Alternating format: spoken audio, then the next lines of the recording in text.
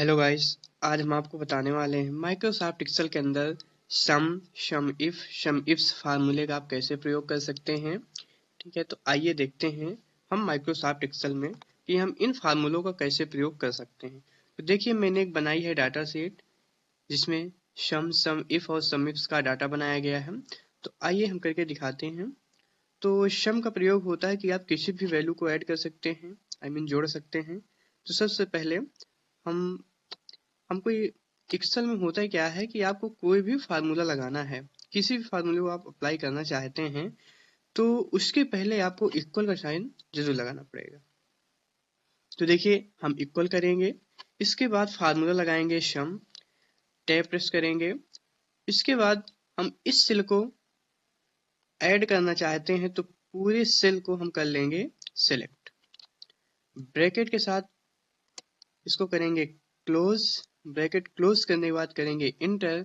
तो हमारी जो टोटल वैल्यू है वो देखिए निकल के यहाँ पे आ चुकी है। फिर यहाँ पे देखिए एक फार्मूला है सम इफ। इसका प्रयोग कब किया जाता है? जब आपको कभी किसी कंडीशन के अनुसार टोटल को निकालना हो तो वहां पे हम सम इफ का प्रयोग कर सकते हैं। सम से आप किसी भी वैल्यू को टोटल कर सकते हैं। अगर आप कोई रेंज है उसमें कोई कंडीशन लगाकर टोटल निकालना चाहते हैं तो वहां पे आप प्रयोग करेंगे सम इफ का। तो देखते हैं कैसे किया जाएगा। इक्वल करना है, सम इफ फार्मूला लगाना है, टैब प्रेस करके फार्मूला एक्टिव कर लेना है। इसके बाद देखिए यहाँ पूछ रहा है रेंज, तो आपको वो रेंज दे देना है जिसके अकॉर्डिंग आप टोटल करना चाहते हैं। अभी हम करना चाहते हैं प्रोडक्ट के अकॉर्डिंग, तो हम कर लेंगे प्रोडक्ट वाली, ये जो प्रोडक्ट वाला कॉलम है इसको कर लेंगे सिलेक्ट। इसके बाद हम यहाँ करेंगे कॉमा। कॉमा करने के बाद अभी देखिए हम ये जो ब्लैंक सेल है इसको करेंगे सिलेक्ट।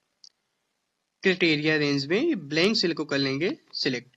इसके बाद हमको कॉमा करना है, फिर यहाँ पे हमको करना है टोटल सेल को सिलेक्ट। इसके बाद पूरी टोटल को सिलेक्ट करने के बाद ब्रैकेट क्लोज किया जाएगा एंड एंटर कर देंगे। तो देखिए अभी जीरो आ रहा है क्योंकि इसकी जो क्राइटेरिया रेंज है यहाँ पे अभी ब्लैंक है। अभी हम यहाँ पे टाइप करते हैं सीपीयू। तो देखिए हमें सीपीयू लिखते ही यहाँ पे जो सीपीयू का टोटल है वो निकल के आ चुका है।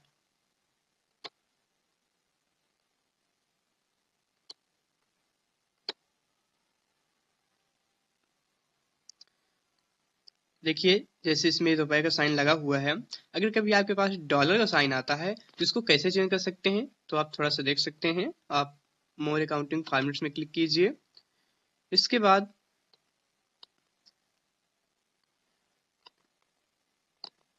इसमें क्लिक करने के बाद आपको चले आना है करेंसी में। करेंसी में आने के बाद आपको यहाँ पे सिंबल पे आ जाना है और आपको स्क्रॉल डाउन करके नीचे की ओर आ जाना है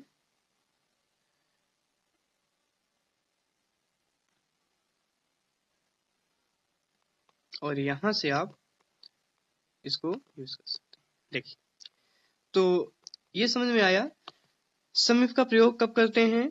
हम किसी कंडीशन के अनुसार सम यानी टोटल को निकाल सकते हैं। ठीक है, सम इफ का प्रयोग देखते हैं। इसमें करना क्या है, आपको इक्वल लगाना है, सम इफ फार्मूला टाइप करना है। इसके बाद इसका प्रयोग कब किया जाता है? जब एक से ज्यादा कंडीशन आपको अप्लाई करना हो टोटल निकालने के लिए, तो यहाँ पे हम यूज करते हैं सम इफ्स। देखिए सम का प्रयोग करते हैं कि किसी भी रेंज से आप टोटल को निकाल सकते हैं। मान लीजिए कोई कॉलम है उसमें कोई वैल्यू लिखी हुई है, अगर आप टोटल निकालना चाहते हैं तो आप निकाल सकते हैं। सम इफ से क्या होता है, उसी में अगर कोई कंडीशन दी गई तो आप उस कंडीशन के अनुसार निकाल सकते हैं। लेकिन सम इफ्स में क्या होता है, आप एक से ज्यादा जब आपके सामने कंडीशन आती हैं, तो जैसे अभी मान लीजिए यहाँ पे प्रोडक्ट नेम है, ठीक है, अभी हमको निकालना था मान लेते हैं सीपीयू का, तो हमने सीपीयू को टोटल यहाँ पे निकाला गया, तो यहाँ पे लगाएंगे सम इफ्स। इसके बाद यहाँ पे आप देखेंगे सम रेंज मांग रहा, तो आपको ये जो आपकी टोटल वाली वैल्यू है इसको आप ऐसे इस रेंज को कर लेंगे सिलेक्ट एंड आपको करना है कामा। अब देखिए क्राइटेरिया रेंज 1 है, इसमें आप दे देंगे कस्टमर नेम। कस्टमर नेम को सिलेक्ट करेंगे। इसके बाद कामा करना है। कामा प्रेस करने के बाद क्राइटेरिया में आपको यहाँ पे दे देना है अभय सिंह को, ठीक है। कामा करना है, फिर इसके बाद आपको प्रोडक्ट नेम वाले पूरे कॉलम को करना है सिलेक्ट, फिर से आपको कामा प्रेस करना है। फिर इसके बाद यहाँ से हम ले लेंगे CPU को, फिर उसके बाद ब्रैकेट को करेंगे क्लोज एंड कर देंगे इंटर। तो देखिए यहाँ पे 11,911 रुपए आ चुका है।